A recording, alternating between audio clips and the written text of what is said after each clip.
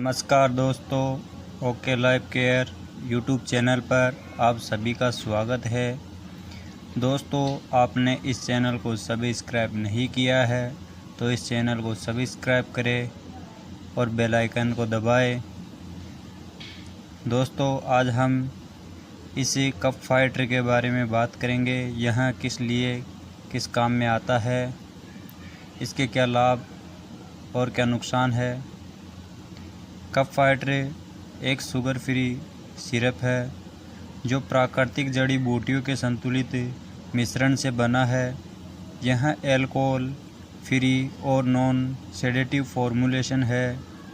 यह सभी प्रकार की खांसी और छाती में बलगम के जमाव से राहत देता है और सांस लेने में सुधार करता है।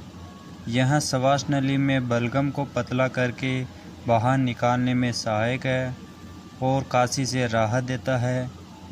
इसके लाभ: यह सभी प्रकार की खांसी में उपयोगी है और फेफड़ों, ब्रोंकाई और श्वास नली से बलगम को साफ करने में मदद करता है। यह ब्रोंकाइटिस, खांसी और अस्थमा जैसी अन्य सांस संबंधी समस्याओं को नियंत्रित करने में मदद करता है।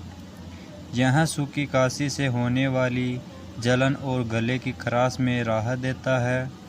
यह खांसी को कम करता है, रुकी हुई छाती से राहत देता है और बलगम में खून आने से रोकता है। 5 से 10 ml गुनगुने पानी के साथ दिन में 2 बार खाना खाने के बाद या हेल्थ